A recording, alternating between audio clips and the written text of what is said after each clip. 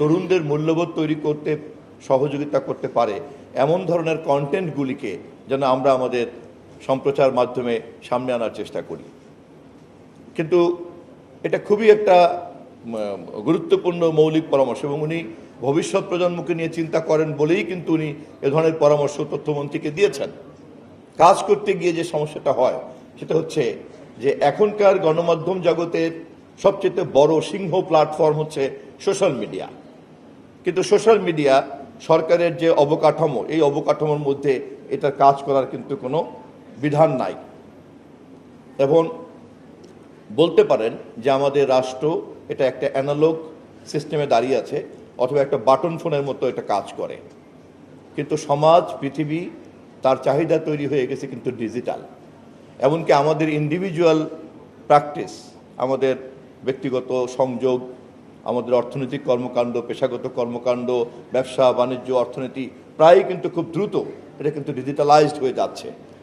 কিন্তু এরকম একটা সময়ের সঙ্গে রেসপন্ড করার জন্য রাষ্ট্রের যে পরিমাণ ডিজিটালাইজড ক্যারেক্টার থাকা দরকার, অথবা প্রজন্মকে যেভাবে খুব পরিকল্পিতভাবে ডিজিটাল লিটারেসির মধ্যে নেওয়া দরকার, বিশেষ করে গণমাধ্যমে, তা কিন্তু নাই। এবং এই না থাকার কারণে দেখা গিয়েছে যে ইচ্ছা থাকলেও এই কাজগুলি করতে কিন্তু অনেক সময় লেগে যাচ্ছে। তবে আমি উদ্যোক্তাদেরকে, বিশেষ করে আব্দুল লতিফ মাসুম ভাই আমার বহু পুরনো ঘনিষ্ঠ মানুষ এবং তিনি বাংলাদেশের একজন নীতিনিষ্ঠ শিক্ষক হিসেবেই পরিচিত। আমার অত্যন্ত ঘনিষ্ঠ ভাইস চ্যান্সেলর সাহেব এখানে আছেন, ড্যাফোডিল ইউনিভার্সিটির সবুজ সাহেব এখানে আছেন, সাবেক ক্যাবিনেট সেক্রেটারি হিসেবে এখানে আছেন, আর আমাদের মাননীয় প্রতিমন্ত্রী নুরুল হক নূর সাহেব তো ভিপি থেকে এখন মন্ত্রী। তো ফলে ভিপি নূর বলবেন না মন্ত্রী নূর বলবেন, আপনাদের ব্যাপার।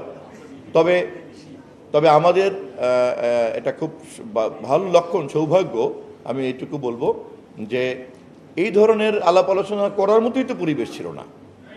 এই সমস্যাগুলি নিয়ে যে আমরা কথা বলবো সেটাই তো ছিল না।